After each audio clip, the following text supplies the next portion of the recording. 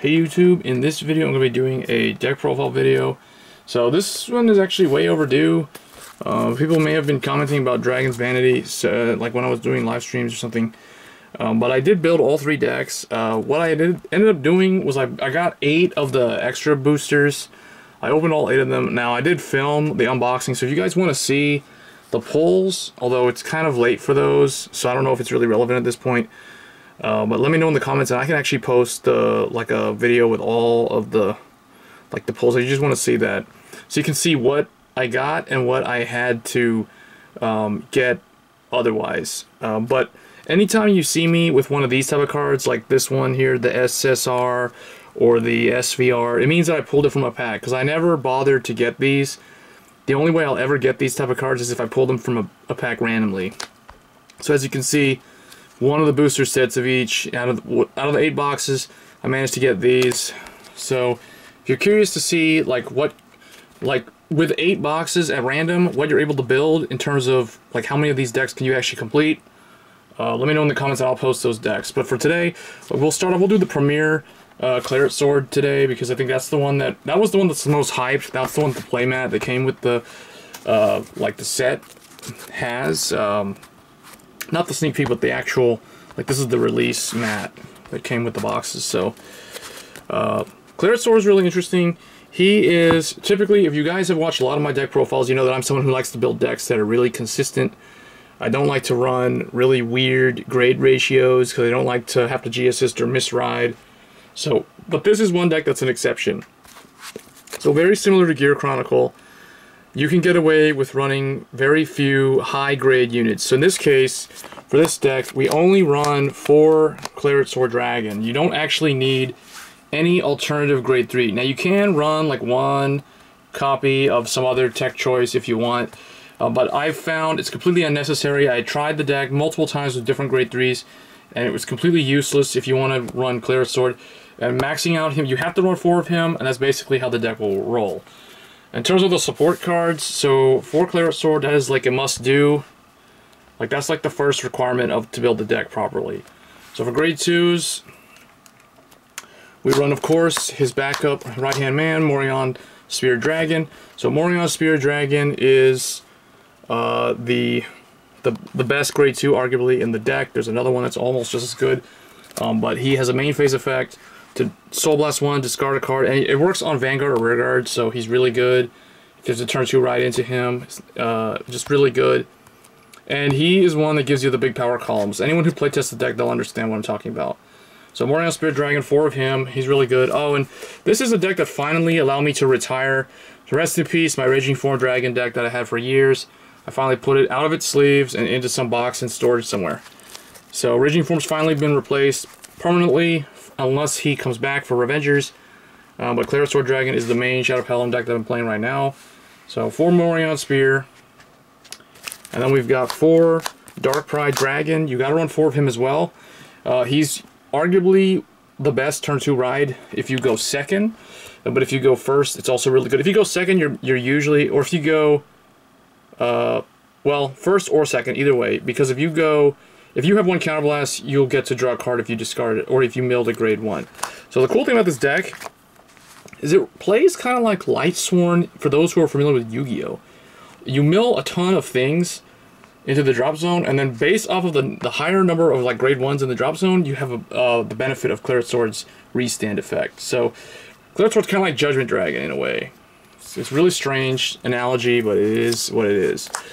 So the only other grade 2 I'm running is Witch of Iron Chain's Ness. So you only really need 3 of her, because sometimes in the early game, if you turn 2 ride her, she's vanilla, she doesn't do anything because it's a rearguard only. And you want to maximize those grade 1s. So I don't recommend running any more than 10 or 11 grade 2s. But I did want the variety, and I did want to run everything that was new from the set. So we are running all new grade 2 lineup, all meant to work with Claret Sword. For grade 1s, here is the most expensive card in the set, for Shadow Paladin at least. So Cherishing Knight Branwen. So she used to be the stride fodder for Claret Sword back in the G era, like the original Branwen. I still have her for stride fodder. But now she is a grade 3 searcher.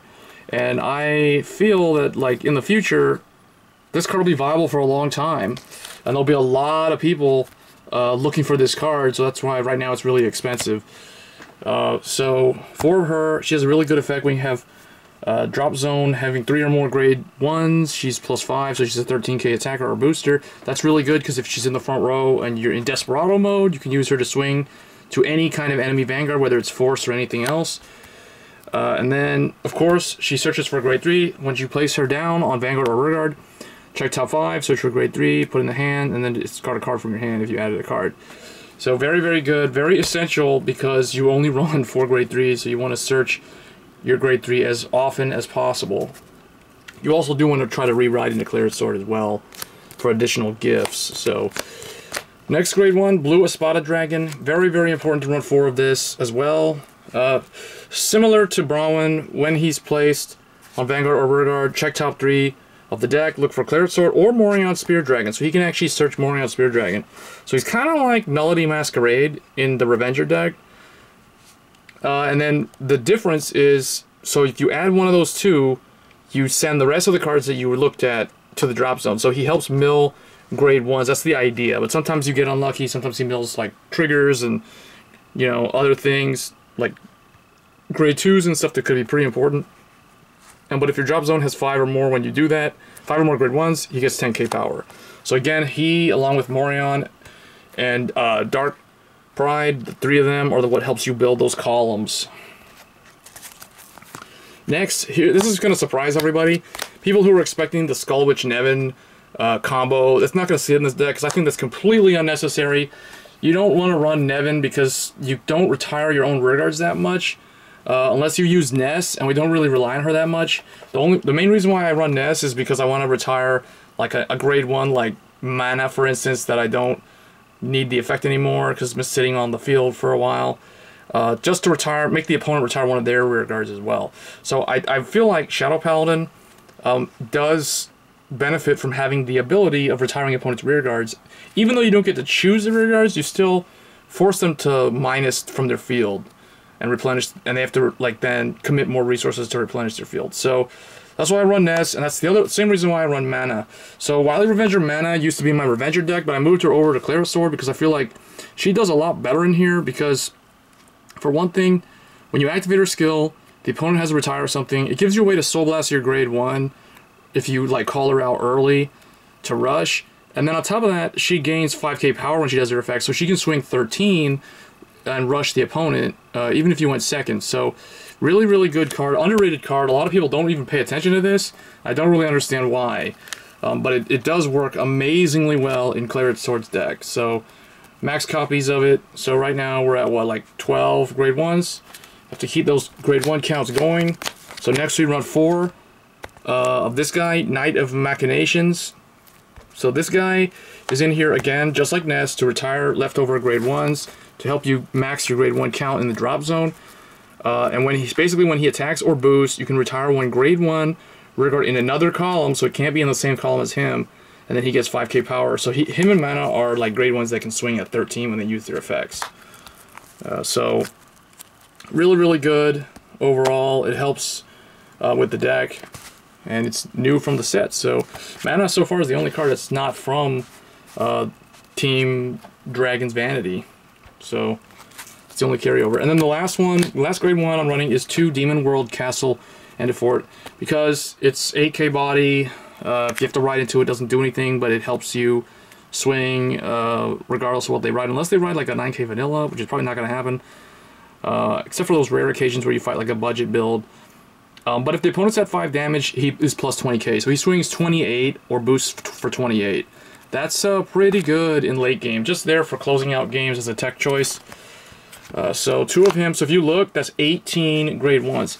With 18 grade 1s, I have been able to restand Claret Sword twice, but it's extremely, extremely rare. I've seen it happen in 2 games out of like 20 games, so not a very high chance of it happening, but you do want to run as many, I would say like 16, anywhere from 16 to like 19 grade 1s would be like the ideal number. Definitely more than the default of 14 though, or 13. That would be like really bad. Because you want to run more than 14 because 14 is double of 7, And if you want to see the restand twice, you're going to need, you know, like way more than 14. So that's why I'm going 4 over that. So I'm at 18 grade 1s. Like I said, I've been able to do the double restand, or like twice in a game with this guy. So that's the winning condition. So you got to run the grade 1s. So for the zeros, of course, we run Darkshield McLear. He's the draw Sentinel. So this card is getting kind of hard to find, and hopefully Bushiroad will reprint draw Sentinels. I know they're making like critical Sentinels, but they're different. They're like Quintet Walls, sort of. But I don't know. I feel like it's really annoying how they reprint like the grade 1 Sentinel when you look at like almost everyone playing the game and no one's actually using those, except a few, you know, people who are like new to the game and you can't find these. So, but anyway, 4 draw, 8 critical. It's pretty standard stuff. All these triggers, with the exception of the draw, were reprinted in Teams Dragon's Vanity. So they're relatively easy to build if you buy like 2 or 4 boxes. And then Promising Knight David, this was the original starter for Claret Sword. So obviously we're going to run him. So that's basically the deck. In terms of gifts, most of the time you're going to go Force 2. Almost all of my games I've always gone Force 2.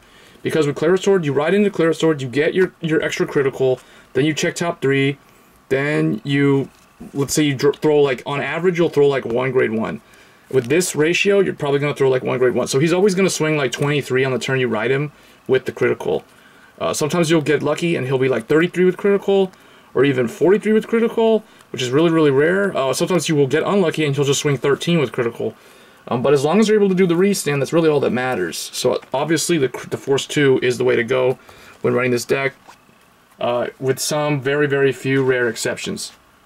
So I like the deck because it's the opposite of Mordred Phantom, where Mordred Phantom really tends to favor Force 1. So we finally get a Shadow Paladin deck that definitely favors Force 2. So I hope you guys enjoyed the deck profile. I expect Claret Sword to not really do a whole lot, but it does surprisingly well in mirror matches against like Mordred and other Shadow Paladin variants. So, hope you guys enjoyed that deck profile, and I'll catch you guys in the next one. Thanks for watching.